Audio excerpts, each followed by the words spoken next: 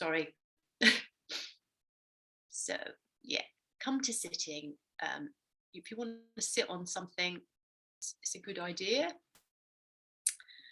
If your hips are tight, and be aware, just be aware now of what's going on for your hips. You might not be aware of anything.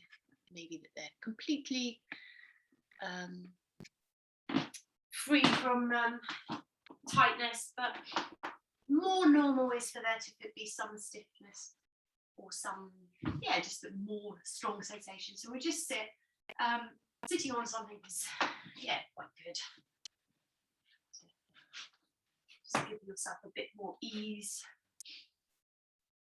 And yeah, I've been learning a lot about the hips. It's a ball and socket joint. Of all the joints in the body, the hips are said to be the most sort of powerful and strongest. Hence, they would, you'd get a bit more wear and tear in the hips.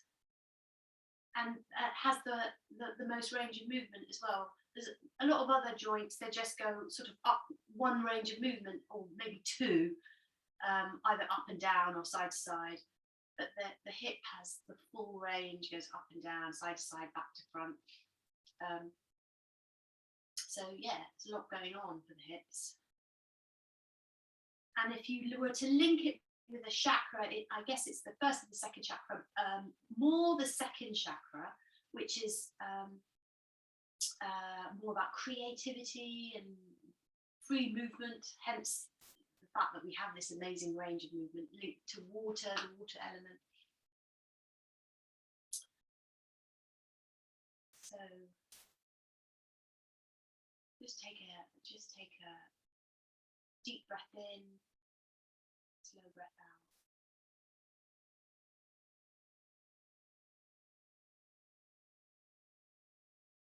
Soften around the face, the jaw.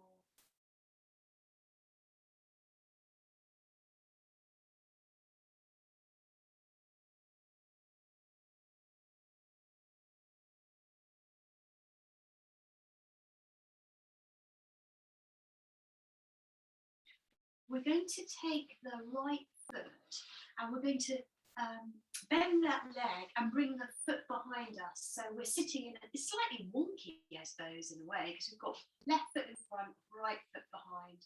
And then the challenge is to kind of keep your sitting bones down evenly, and if you can, take your knees as wide as comfortably they can go.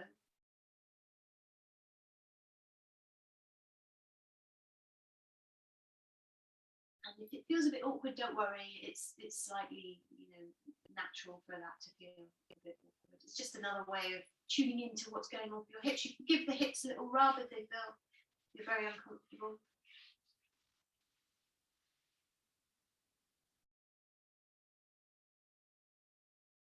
And we're gonna take a little twist. So we're just gently turning towards the right leg, and you can bring one hand onto the leg and the other hand behind you.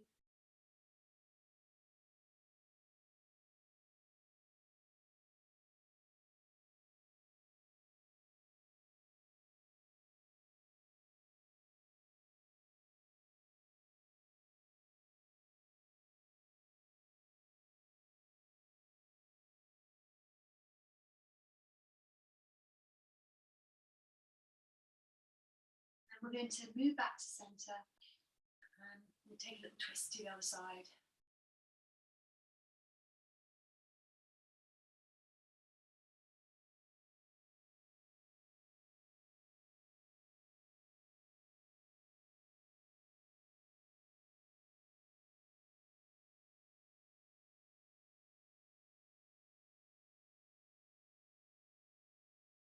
And turn back to center again. And we're going to straighten up that right leg now. So now we've got one leg, the right leg very much extending and the left leg bent. And we're just going to lean into that right leg, anchoring the left buttock.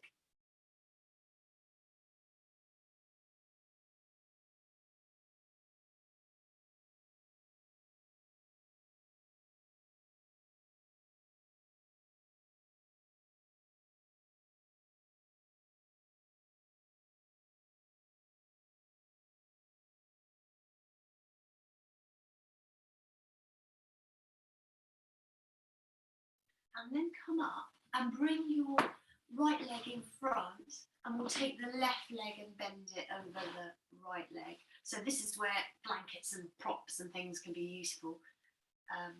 Pull the flesh away from your buttocks on the, and then we're just going to lean in again.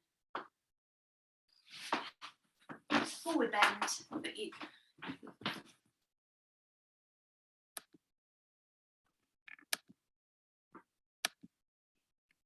but with a bit more intense stuff going on in the hip.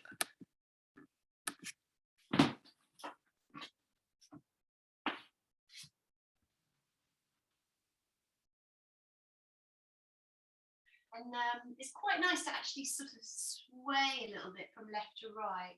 If you sway over to the right, you're going to feel more tug around the hip socket.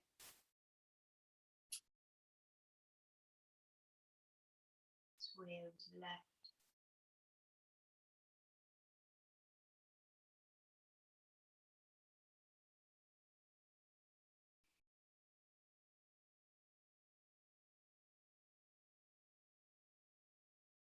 And come up, and we'll bring the soles of the feet together now.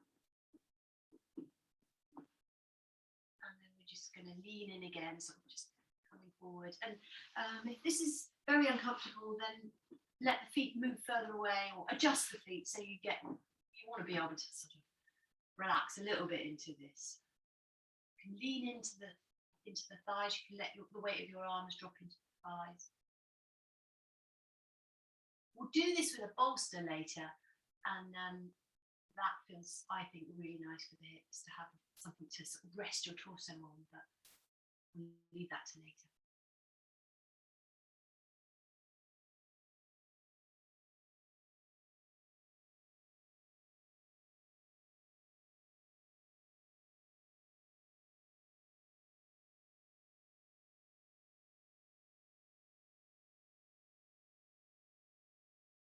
And then come up, and we'll take that left leg back. So where we're doing all on the left side now, so left leg comes behind you, trying to sit into the sitting bones evenly.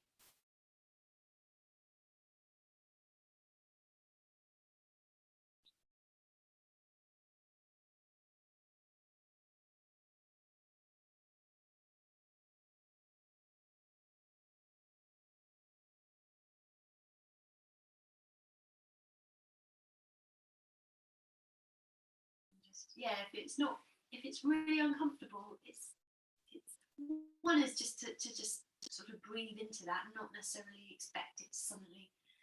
Not everything we do in yoga is comfortable all the time. You can adjust it as well, of course. The knee closer, knees closer.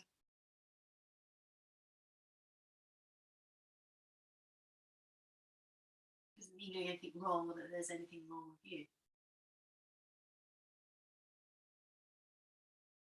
We'll take a little twist, so we're going to just turn to the left. Right hand on the right, left thigh, left hand behind.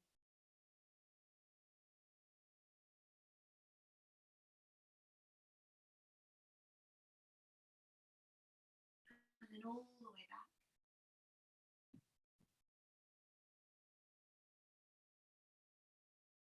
Returning to the right side now.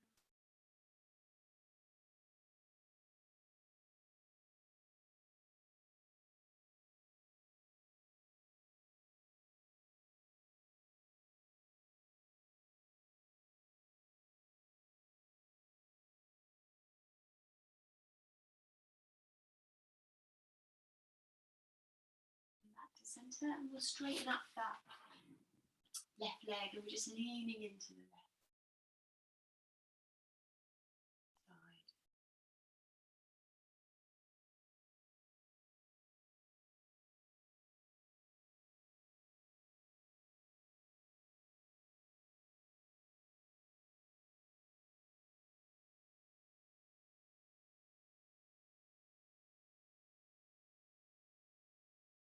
Time to breathe.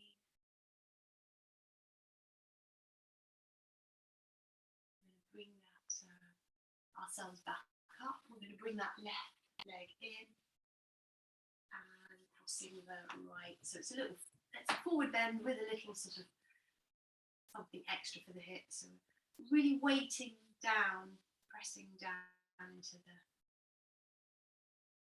sitting bones so that we're anchoring ourselves as we come forward. And maybe a little side to side movement, explore that.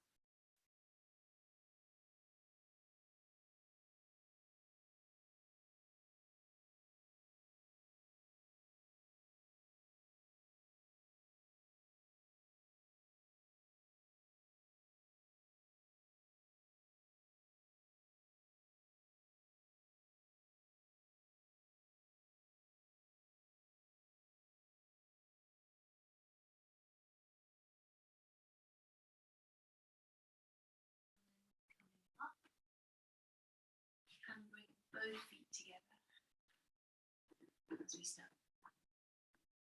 And that's Baddha Konasana. You can kind of if you can, lean in. You don't necessarily have to have the feet right up. You could bring the feet right up towards the pelvic bone, but yeah, it's okay to have them further away.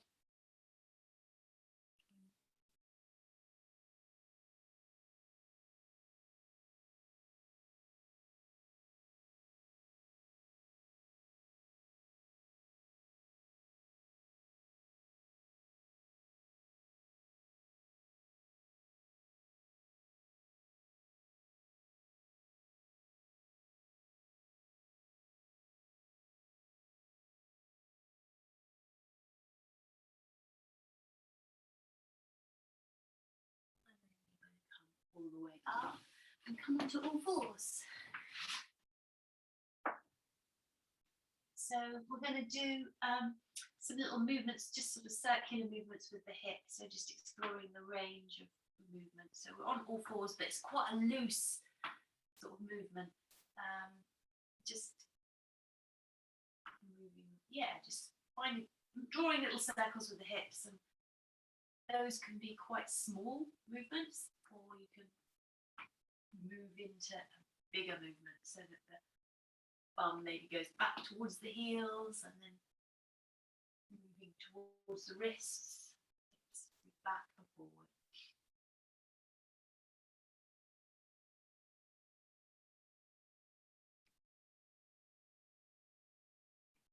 And it's so if you're linking it in with the chakra system, which is they talk about the hips being like creativity, pleasure.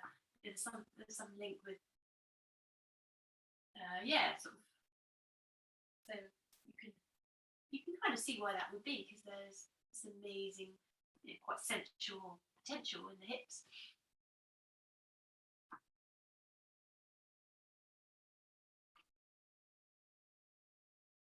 And let's make sure we do the other side as well, so go the other way when you.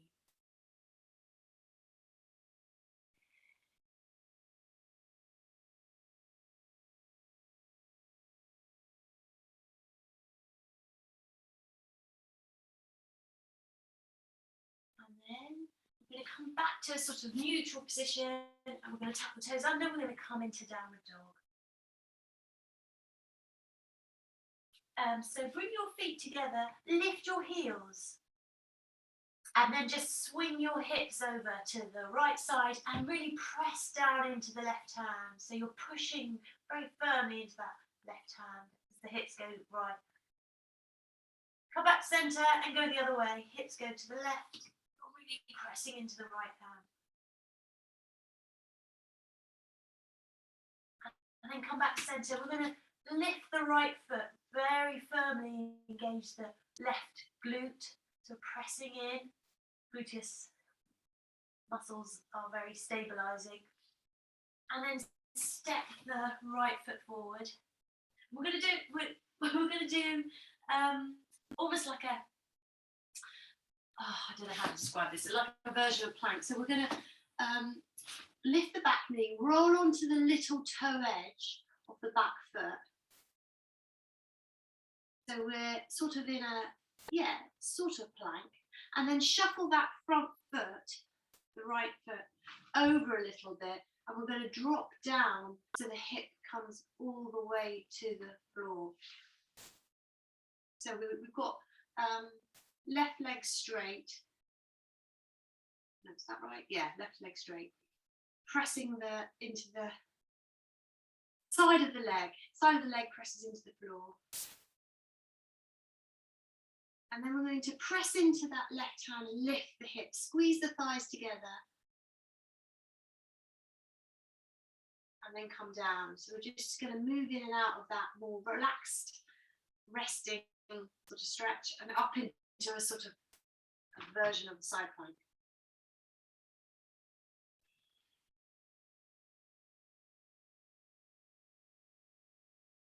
Keep pressing into the little toe edge of the back foot, up and down.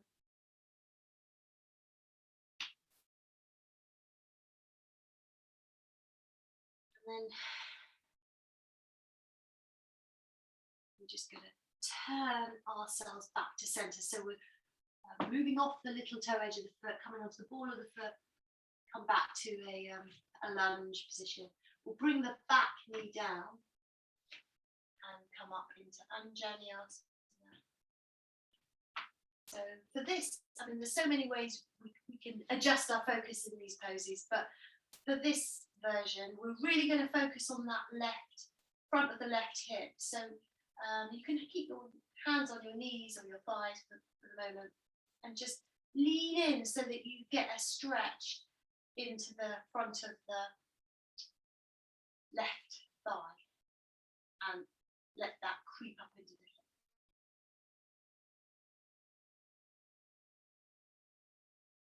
So that front thigh presses forward. Sorry, back thigh presses forward.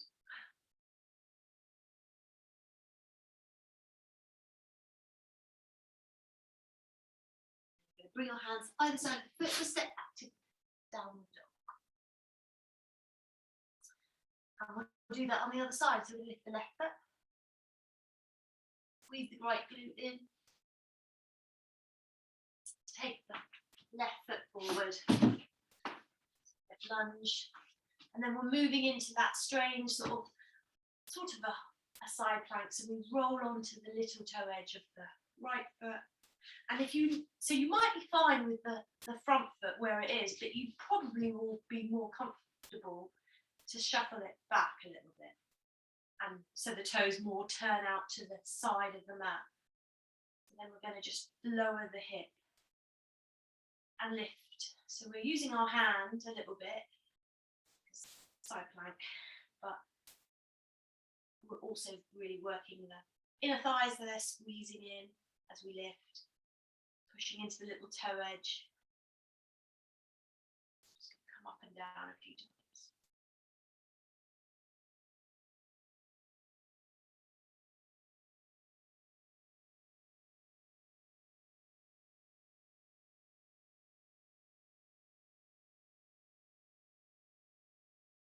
Well done. One more, come up, turn everything back to the front of the mat. And if you want to sort of slide that back knee away a little bit so that when you come up, you don't have to, but then you've got to really feel it on the back thigh, right thigh. Pressing the thigh and the front of the hip forward.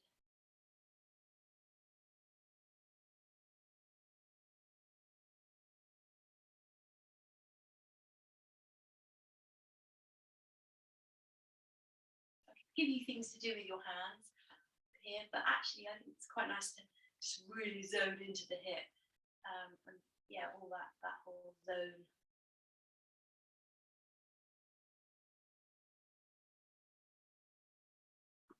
And all the intense feelings that you're getting around that.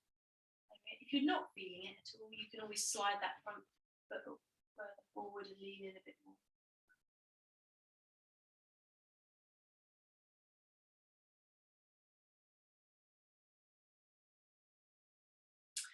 Bring the hands down either side of the foot, pick up the back knee.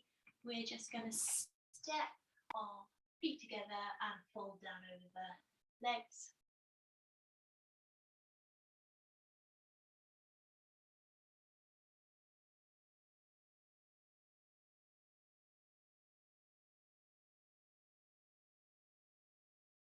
squeeze your knees, your thighs together. They don't necessarily have to touch. Swing into Utthita Konasana.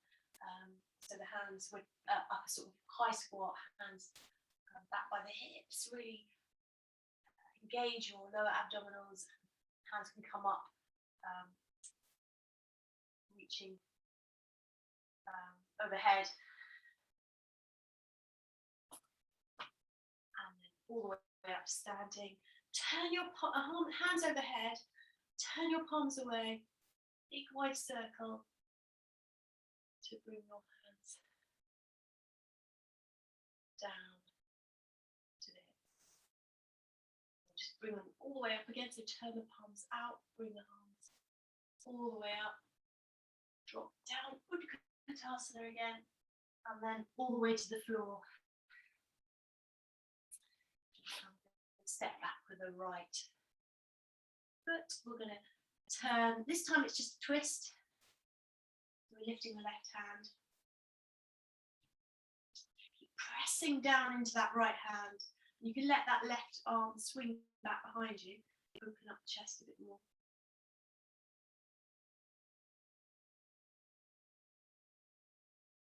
And then we'll move into that side plank. So you can roll onto the little toe edge of the back foot, maybe shuffle the front foot back down the mat a little bit.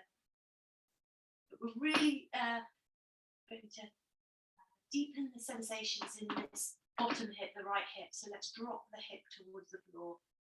You can just completely sink down. Press the floor away, lift up the torso.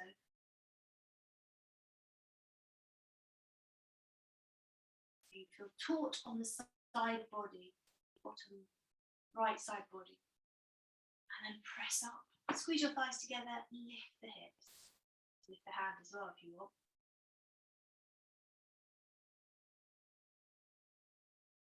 Bring both hands down. Turn back to center. Step back to downward dog. Lift your heels, move them over to the right, press into the left hand, so really firmly. Bring your heels back to center, move over to the left, press into the right hand. And then we're stepping the right, come back, heels back to center and stepping the right forward. And we're just taking the twist first.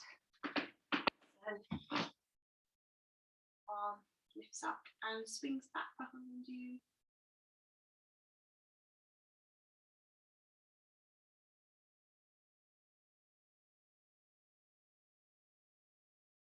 Move from that position into the side, sort of version of side plank, we're dropping the hip to the floor. You completely rest the side of the left leg on the floor now. But you can still work in this, even though we're sort of resting. You can press into that left hand and lift up a little bit more, so you stretch the side body.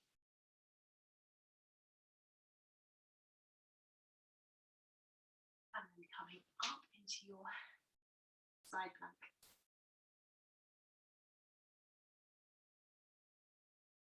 Squeeze the hips and lift them. Squeeze the thighs together and lift the hips. All the way back to center. Find our way back to downward dog.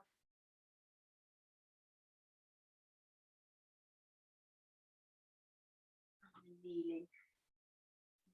Just a few more of those little circles that we did earlier.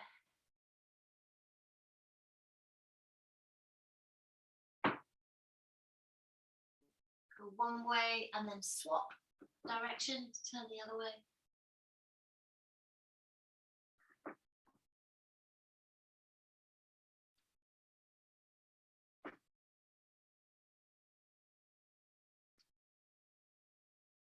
And then we're going to do an inner all fours position. Just adjust your yourself so that you've got your hands underneath your hips. Hands underneath your shoulders.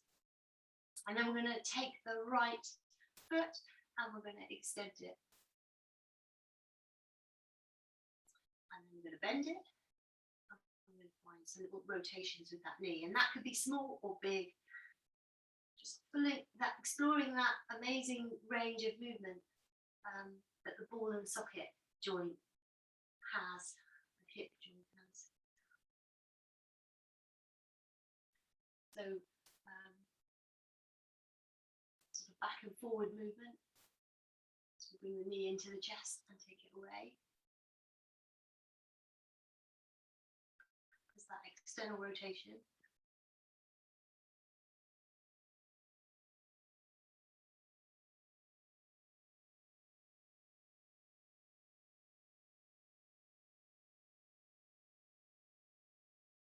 So when you next pick up your knee, see if you can actually take the foot, so the knee is lifted as high as you comfortably can, and then kick the foot over to the opposite side, as though it's going to press to your left shoulder.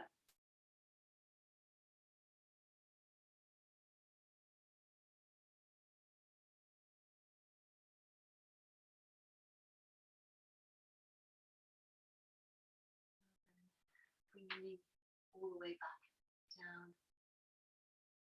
We'll do the other side. So take the left foot away.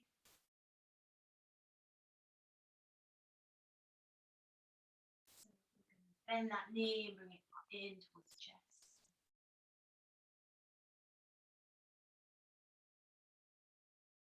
And then find those external rotations. So that means that we're turning out. Joint out.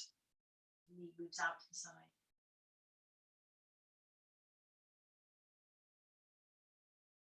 And the foot, when you're ready, you can maybe think about kicking it over or pressing it to the right shoulder.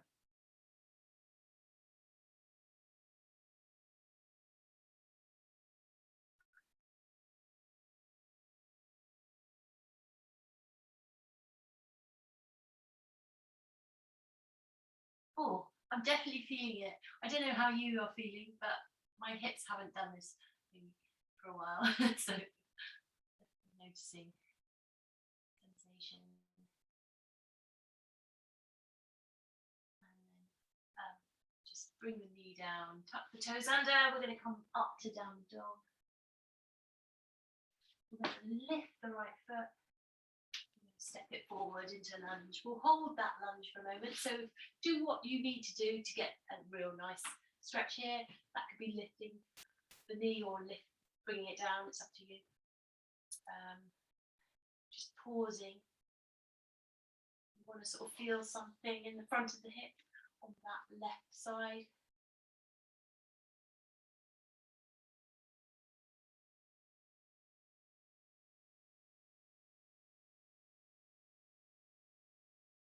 And then we're going to bring the knee down, we're going to come up, Anjaneyasana, and this time we can put the hands up overhead. And if you want to lift the knee, you can do that. The back knee, sorry. Even more can happen here if you want to sort of lift and lower the back knee. Just be mindful of your front knee so that it's not overextended, so not knee above the ankle ideally or behind the ankle.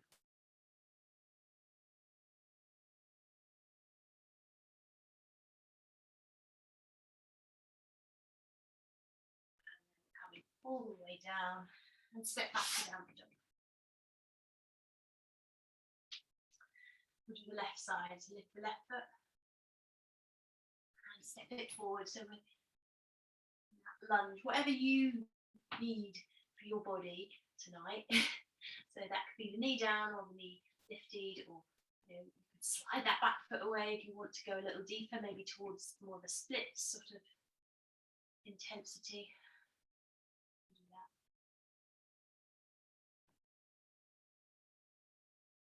Taking time to allow the body to open. So, it was really interesting reading up about the joints in the human body and how back in time humans didn't have the mobility that they have now.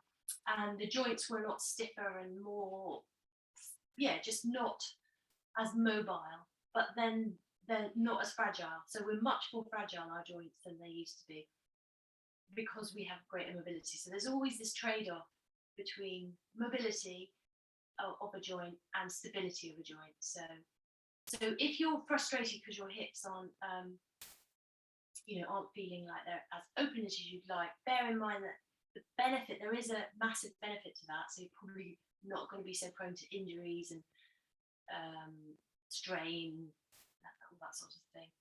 So we're going to come up, and Jenny asked me to bring your hands up on the bed.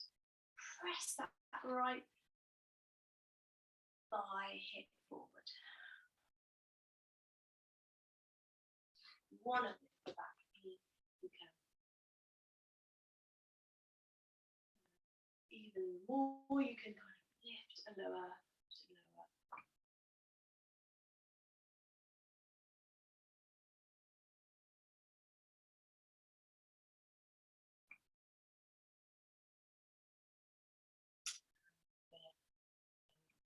All the way down, hands either side of the foot. Step back to into a plank. And then we're just going to experiment with lifting the right foot. It doesn't have to come up very high. And if it's too much, don't lift. Let's have a go. Again, we'll hold it off the ground for a few breaths. And then bring the foot down, and we'll lift the other foot, left foot.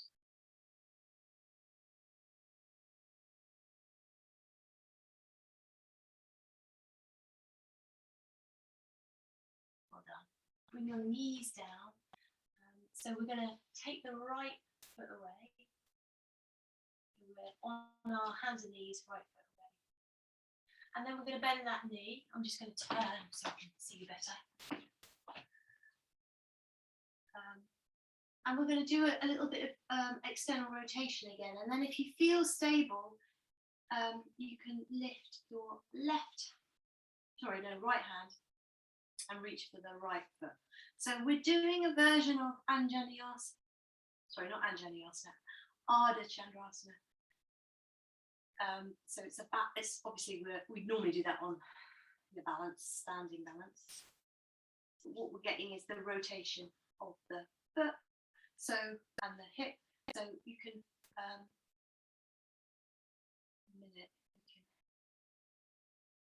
let go of the foot and really look back at those toes and make sure that they are turned right away from the floor.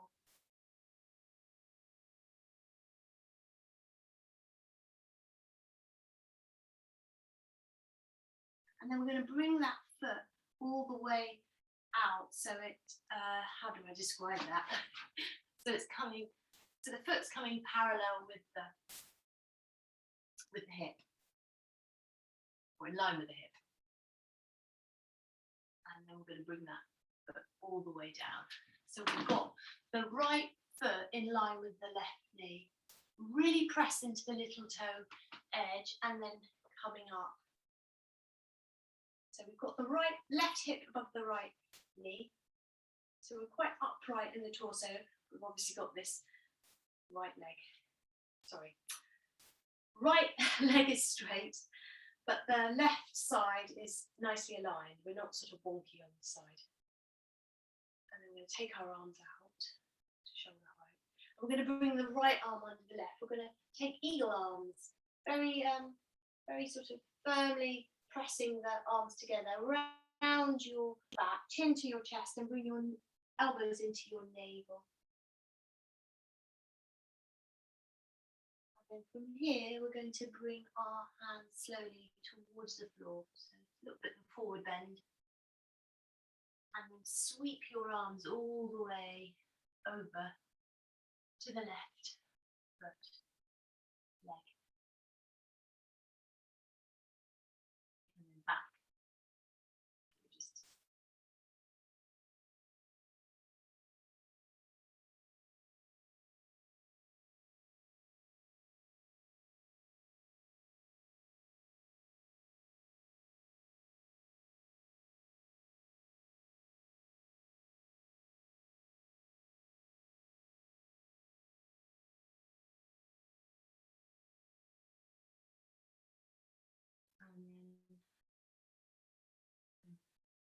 release your hands so they come back to the floor again.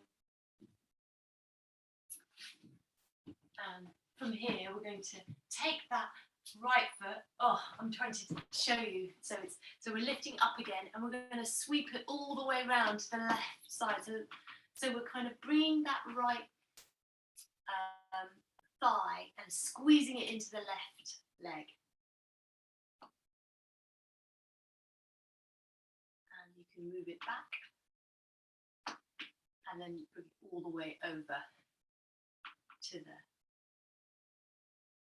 left side. So we're really squeezing that right thigh into the left thigh.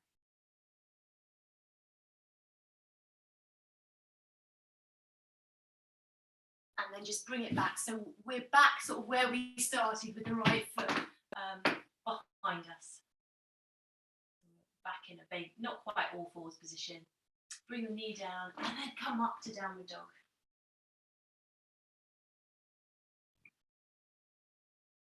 Move your hips to the left and press into the right hand. Move your hips to the right and press into the left hand. And then bring your knees down. And we'll do all of that on the other side. So we're taking the left leg up and away. And then we're going to start to turn the toes out. So this is more like, not Anjaneyasana, Ardha Chandrasana. Obviously, it's hopefully a bit easier because we're going to lift that left hand, and you can bend the knee and grab the foot.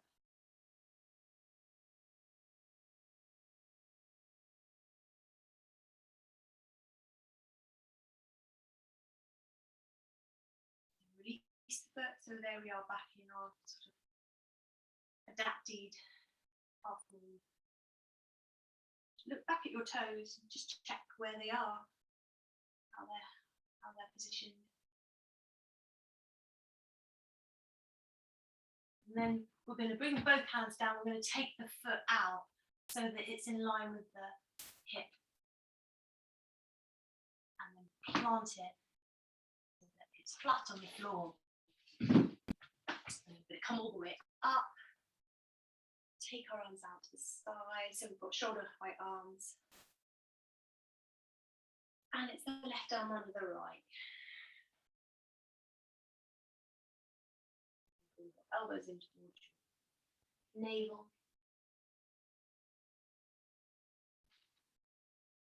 And all the way down. It's a little forward bend. And then all the way over to that straight leg. Letting our body kind of swing between the two legs.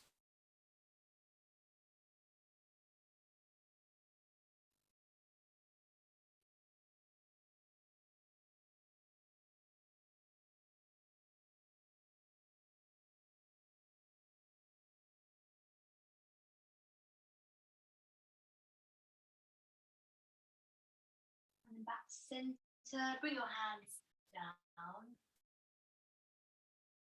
Pick up that foot, that left foot, and swing it all the way over. So it's going to squeeze, the thigh is going to squeeze in. I'm going to bring my foot down, press the ball of the foot into the floor. So you've got that feeling of the thigh squeezing in. Take the foot as far as you can away. And then take the foot all the way back to the left side and then back.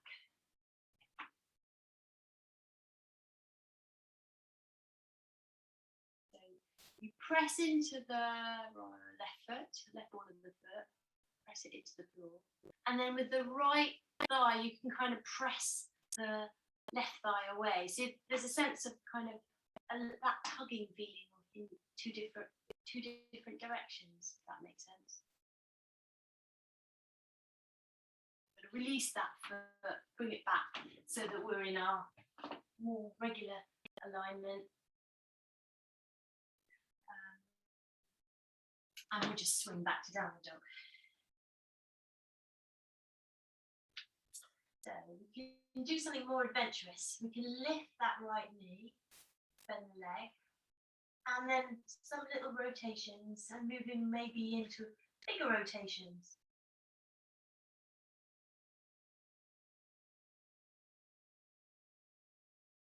And now for some balancing. So what I recommend is bringing your hands a bit closer together and possibly walking your hands closer towards your feet. And we're going to see if we can reach for that right foot with the left hand. Grab it and hold it. Trying to get some rotation, hip rotation, and some balancing. It's quite challenging.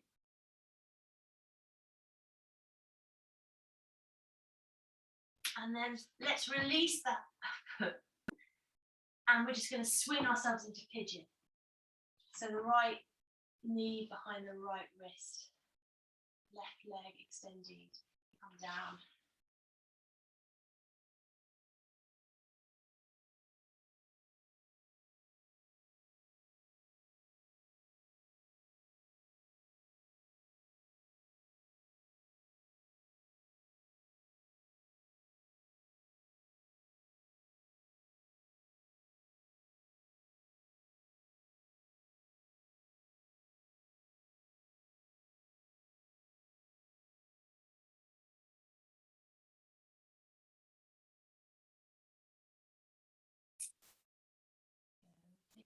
Another breath here. And you can walk your hands back so you can come up into more of an upright pigeon. So if you think you're actually very much comfortable in this and you want to challenge yourself a little more, one way to do that would be to, without, obviously this is not ever supposed to cause you pain in your knee joint, but one way to do this would be to potentially move that right foot up towards the front of the mat a little bit. So you could have a go at that if you wanted to see what, explore the range of movement. But the other thing you can do to sort of go a little bit deeper is maybe think about lifting the back foot. And then you can reach for the foot.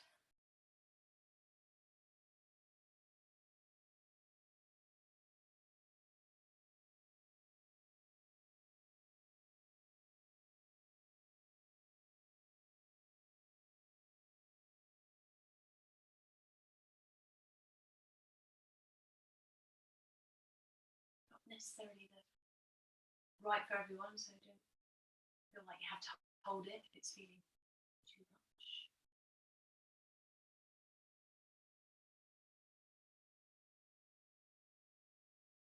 And then we will release the foot, bring both hands down, and we're going to swing back to downward dog. Actually, three-legged dog. Let's take that right foot up and away.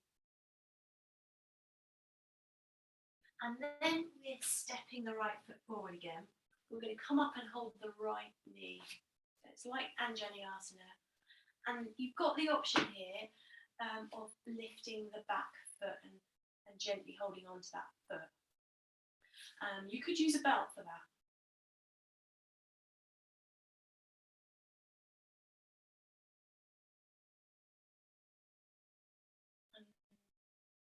We did this the other week. We were using a wall. We did a version of this actually.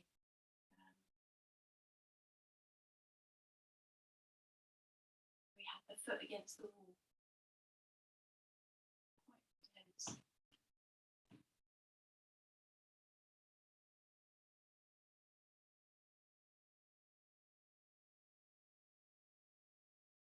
Sitting up if you can. It's sort of hard to. It's so intense, I think, you kind of you get so overwhelmed by what's going on in the hip. It's easy to sort of lose the alignment for the rest of the body. So finding your poise, your posture.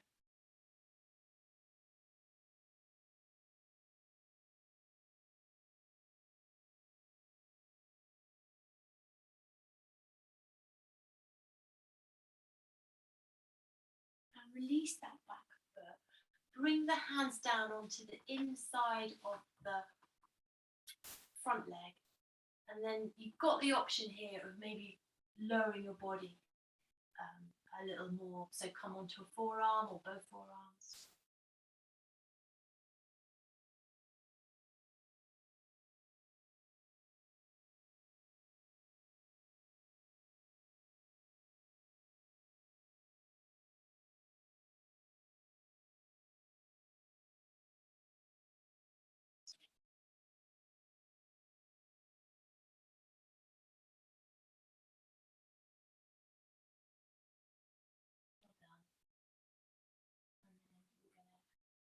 Out. So hands either side of the foot, tuck the toes of the back foot under, come back to downward dog, and take a gentle downward dog here. Just bend and straighten the legs one by one. Connect with your breath.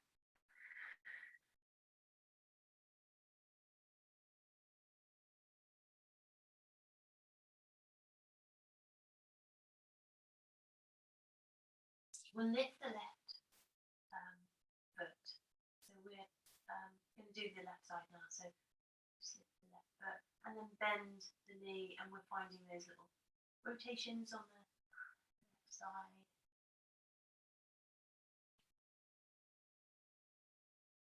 It can be quite small, or you can really go for it and make it massive.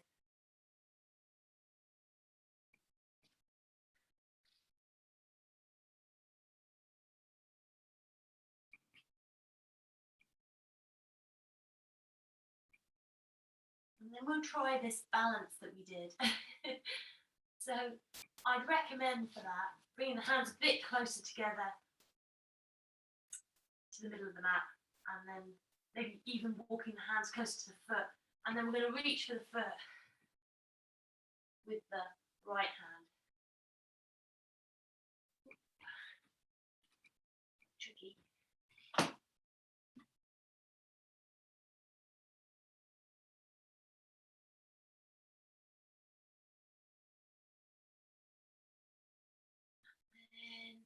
Bring the hand down, and we're taking a pigeon. So slide yourself into pigeon.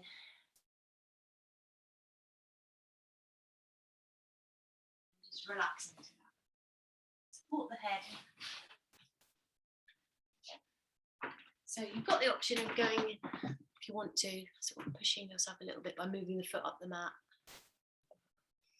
So whereas the knee, sorry, the hip joint has amazing capacity for a different range of movement. The knee doesn't, so that's where you always, the knee is like they talk about the joints have three the joints have an axial, I'm trying to remember the name of it, but some joints have tiny amounts of movement, or at least a limited range of movement. So the knee is one where, it won't tolerate massive. So, you want to open your hips, but not at the expense of your knees. So, about this the other day, weren't we? So you can maybe come up. If you're enjoying lying low and that feels better for your hips, stay low. If you like to maybe come up, do that and maybe lift the back foot. If that feels too much, you've always got the option of rolling onto the left buttock as well. It's a gentler option, so then you're just not quite so strongly working the hips. And rock on and off the left buttock.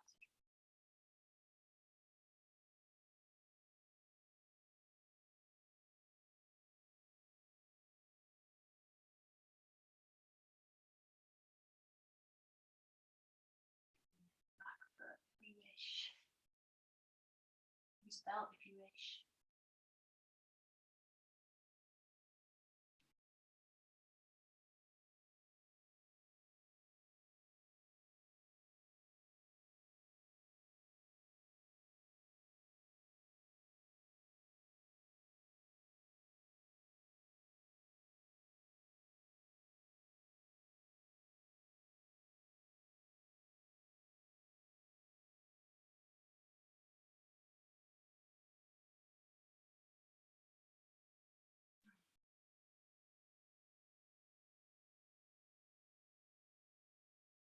and we will, when you're ready, you're going to release the foot. You're going to take yourself back to three-legged dog. And then step the foot forward, and we come into that thing we did. Oh, by the way, if you feel free to pad up, bend the mat, pad up under that right leg. We're grabbing the right foot. Pretty intense, I think. So.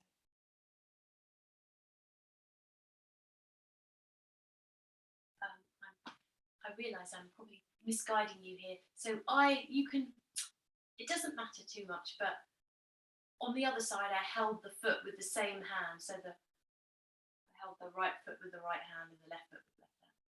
But if you want to use both hands or swap hands, that's okay.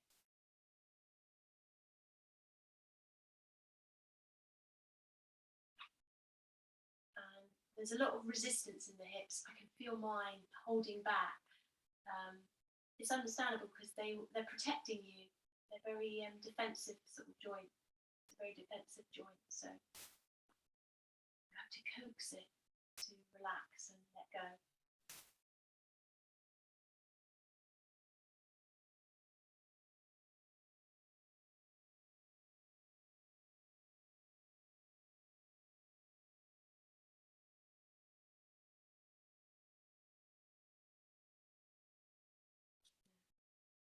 In a moment, take another breath in and out, and then releasing the foot. And you can bring your hands down. This is called lizard pose, or I've heard it called dragon pose, where you bring the forearms down and rest more deeply in this. Just a very deep lunge. I think I mentioned maybe there was some story in the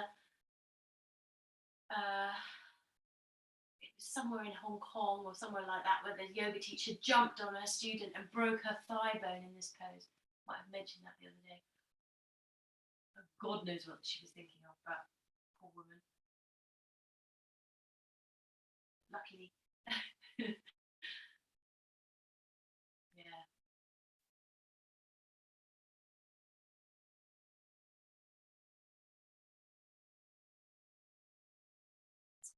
So we're going to tuck the toes of the back foot under. We're going to step back into downward dog. And then just walk your hands towards your feet, your feet towards your hands. So you come into the middle of your mat. And then coming all the way up to standing. And this is where we can use the chair. It's not absolutely essential, but you might be glad of it. So and the belt. Use the chair and the belt.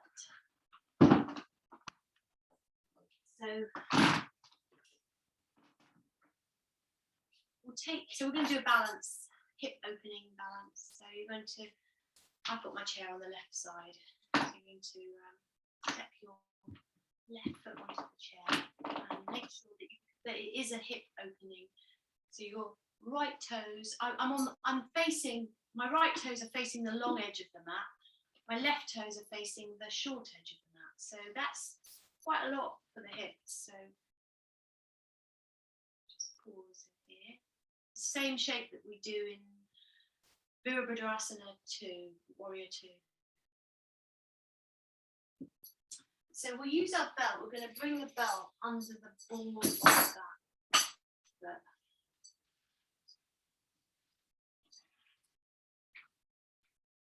And then we're just going to lift that foot, holding the belt in the left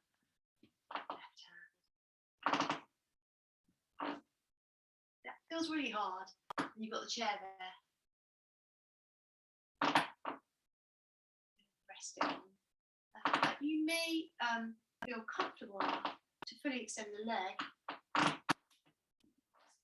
a go at doing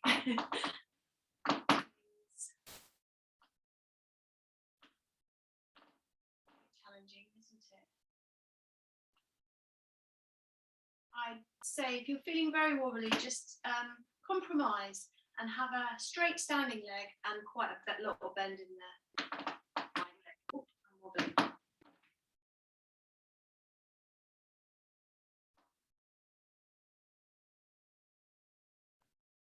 Now there's a thing that I really like to do here, but it might not be completely the right thing for your chair, but I'll show you what this is. Something that I don't know why I've always loved doing this. So you probably, if you're going to do it, you'd need a high enough chair. So for Karen, that's maybe not right for you, but you could use a table if you didn't have a high chair. So you could put that flying leg on the top of the chair or the table or a bookshelf or whatever it is. Still use the belt. It's like a little bit like the seated pose we did earlier, but except we're standing. Really flex the toes of the lifted leg, the left leg. Maybe take a little side bend. This is actually ideal for kitchen cabinets, I think. This pose. You could do this when you're waiting for the kettle to boil, that kind of. Brilliant for the hamstrings as well.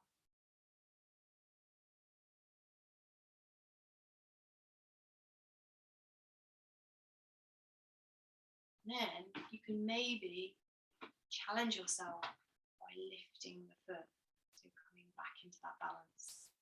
Well, it's still a balance, but slightly stronger balance. Bring it down, rest it again. We're going to see if we can come out with control, which is easier said than done. Oh, and by the way, if you were wanting to practice this, the full pose, you'd loop your fingers around the big toe. That's the full pose. Come out. You can bring the foot down to the chair if you're using a chair.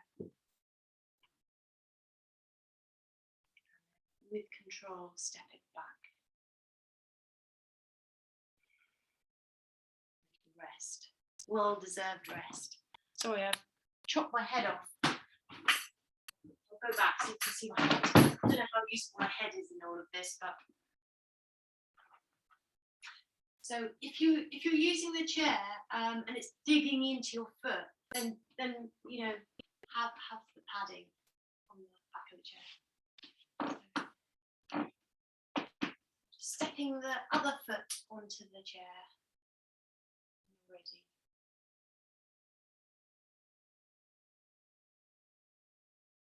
So the toes of the standing leg point to the long edge of the mat. The toes of the lifted leg point to the short edge of the mat. Have a go with lifting the foot.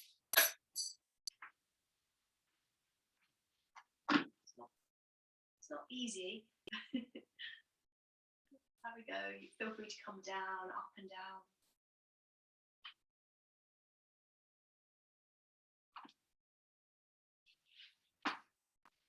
So for a lot of people, the belt's useful, but you might feel that actually it's not really helpful for you, and you'd be better off just trying to hold the foot, even just using your hand underneath the knee. That could be another way to do it. So, yeah, if you like using the chair, balance your foot on the chair or table, and just try to keep some awareness of your toes and where they're pointing. So the standing leg toe points to the long edge of the mat. The other leg is pointing to the short edge of the mat. You can flex the foot and you can lean in a little bit.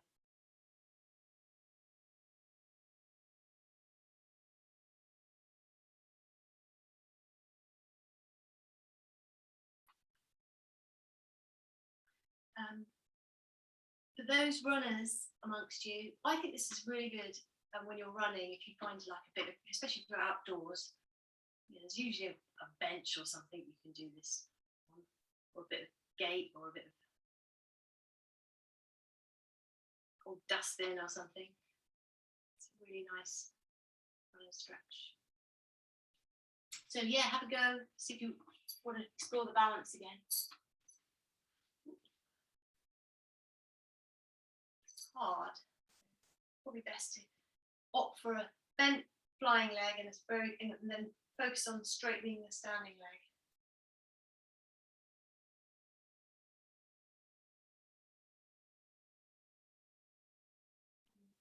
And with control, and that's really challenging. With control, you're going to rest the foot back on the chair, starting where we come back to where we started.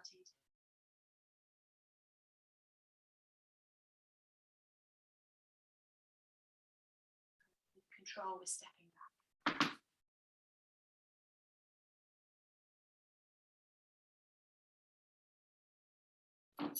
Put the chair to one side. We've done lots of lunges. I was going to lunge you to a chair, but I think you've done plenty of that.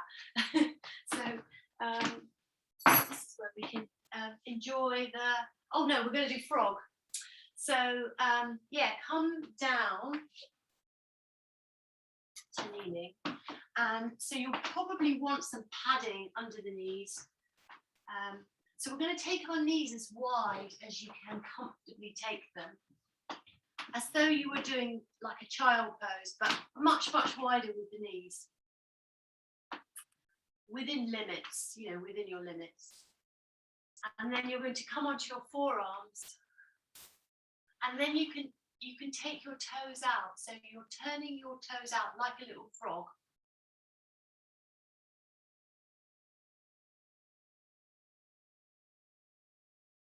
So what you're going to feel is a stretch for the inside thigh and the groin.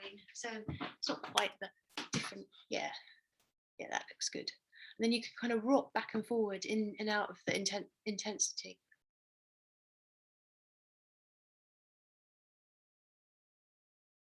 Enjoy. It's like, for me, that can be, some people just don't really get much from this, but others tell me that, well, I know for me it can make me almost lightheaded. So as all the tightness and tissues release.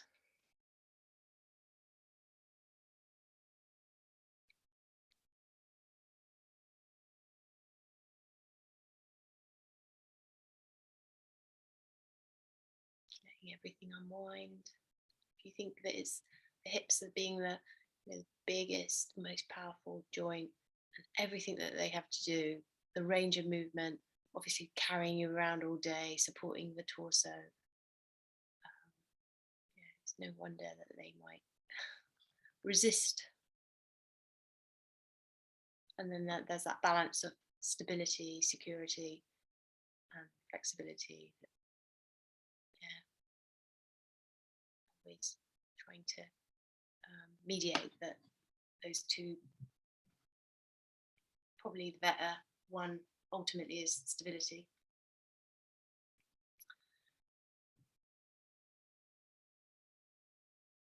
Or the more valuable one long term. So you need both.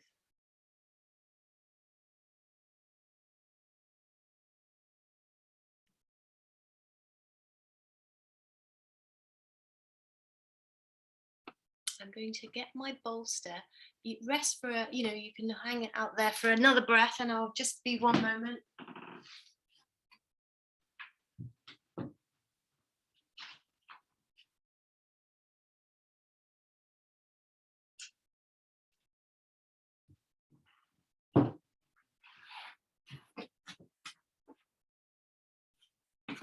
So the next little bit, it's a very yin practice that we're going to do now. We're going to just sit on our bums, come back into the pose that we did earlier, Baddha Konasana, where the soles of the feet together.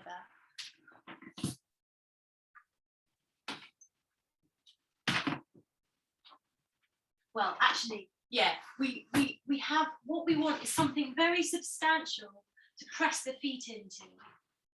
and so that we can kind of lie ourselves down over this structure. So it doesn't have to be a bolster, it could be rolled up cushions and blankets, lots of stuff.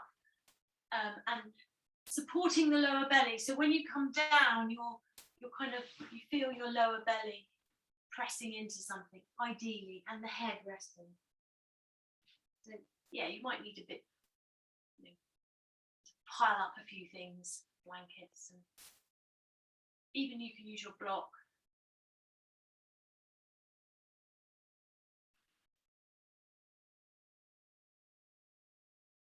And don't be shy about having to have lots of things. It's completely normal to have lots of stuff to support you with this. And it's worth it once you come down, because we're going to hold it for a bit of time, so you do want to have that support. So head resting, if do make head can rest on the hands, forearms as well.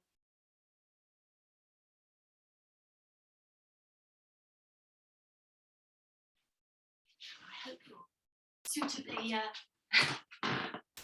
padded, and you will drop as well, but you might find quite quickly that you don't need quite that amount, but it's worth getting it there. So this is what they call a yin practice, where you're very supported, you're not having to hopefully feel like you're applying effort. It's a resting pose and letting everything soften all around the back of the hips, the outer edge of the hips, the hip socket inside. It's funny, isn't it, getting comfortable. So if you feel like you're fidgety, that's actually quite normal. It's not wrong. And that's part of the practice, that there is that instinct to maybe fidget around a little bit. Try and resist it unless it's very painful. Of course, you shouldn't be suffering terribly.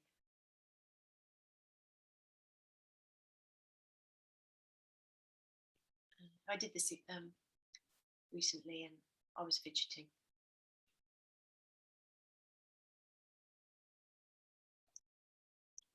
To settle.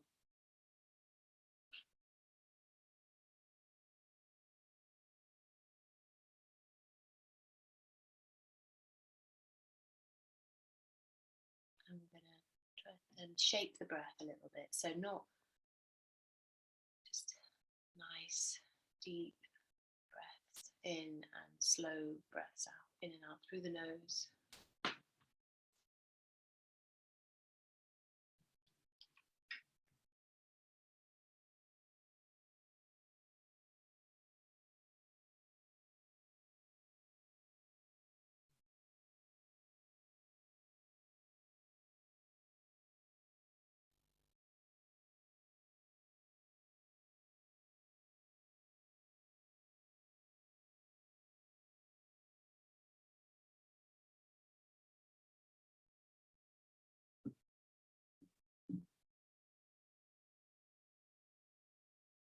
And although they're not directly connected, there is a relationship between the jaw and the hip. So if you're, just be aware if you're tensing around the jaw, can you soften that part of the body, and then see if there's a sense of softening corresponding in the lower body.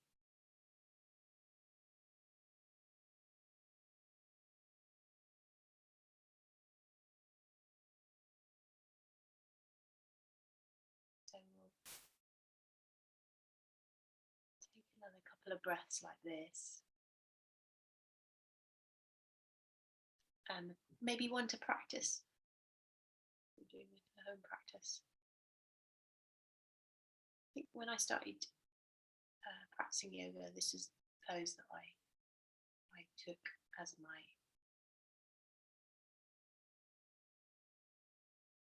my I don't know why, I just seem to want to practice this one.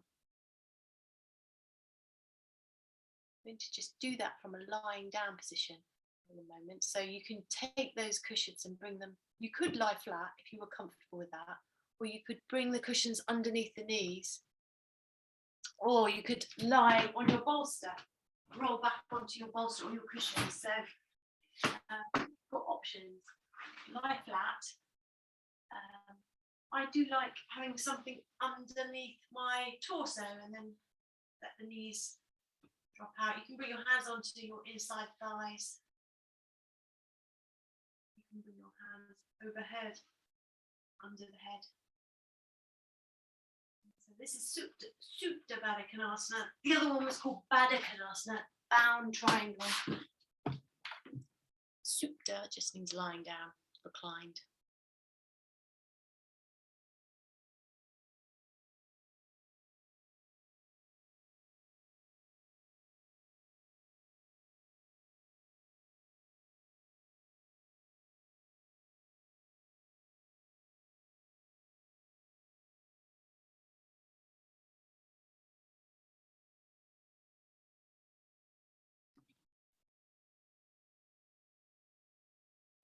Again, it's a temptation to fidget because it's hard for us to sit still, especially in these intense opening stretches. So it's not a crime to fidget. You can do it in a very mindful way as well. But ideally, we want to come into a stillness.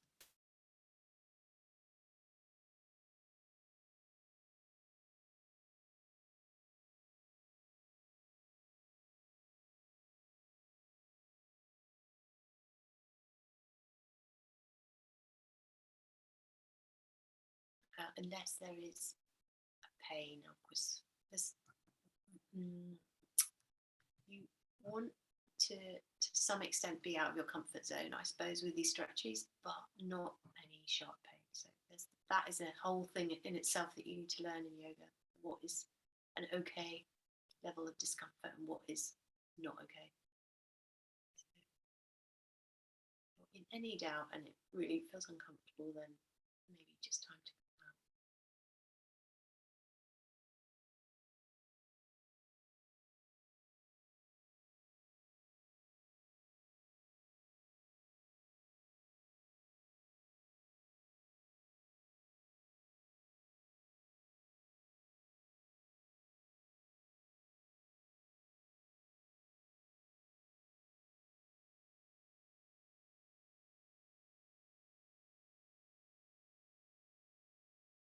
So,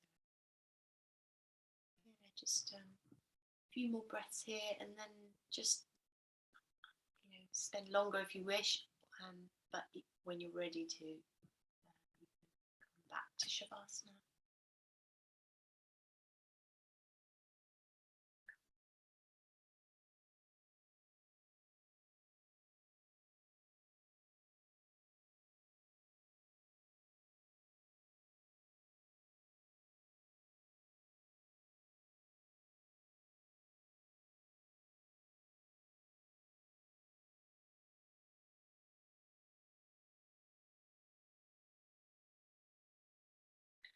Well-earned, well-deserved rest.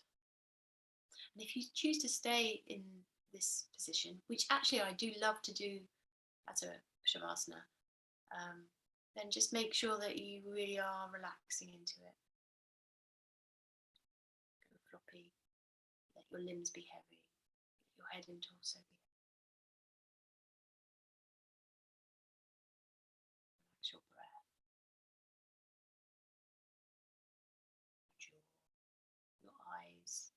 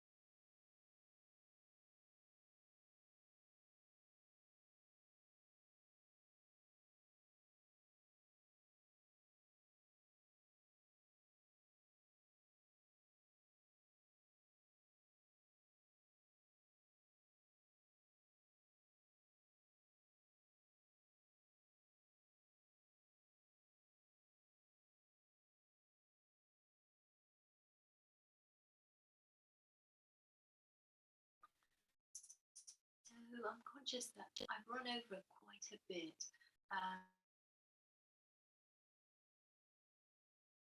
So you might actually be very happy to rest here for for longer, and it's getting a bit later. But so feel free to stay as you are. But if you're ready to come back, then of course you can. So you choose, and if I don't see you coming up, I'll just put you into. I have the option of just putting you into the waiting room. You can just drift off. So yeah, if you're ready to come out, then small movements. Bring yourself back, gently lifting your knees back if you're in Supta Baddha Konasana. If you're really enjoying this, why come back? Stay as you are. It's up to you.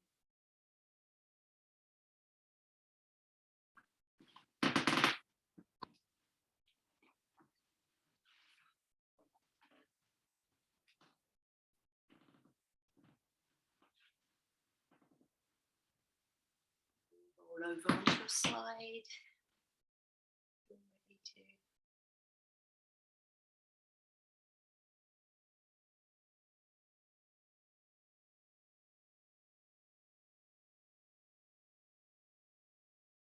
And then slowly come to sitting.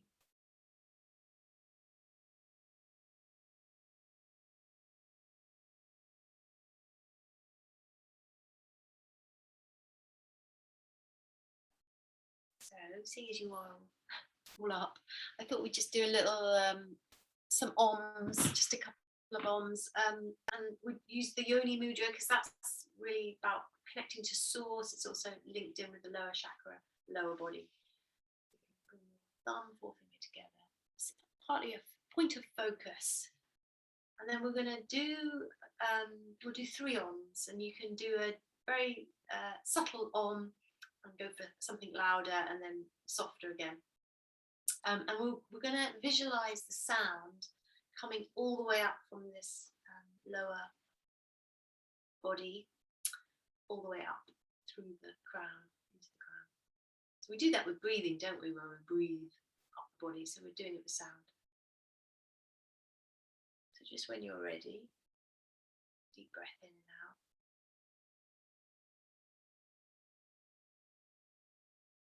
Om.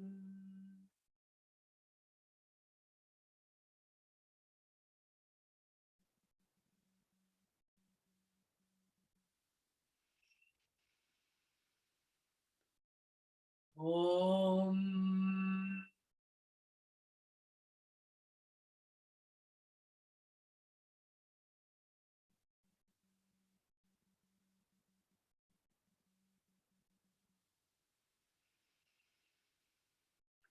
Om.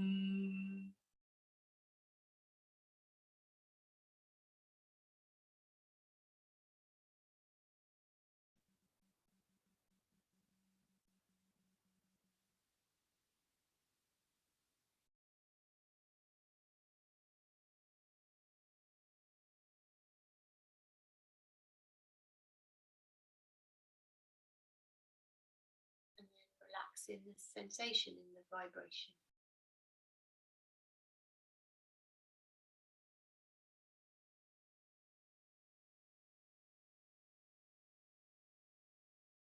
Thumbs together. Press them in your third eye, forehead.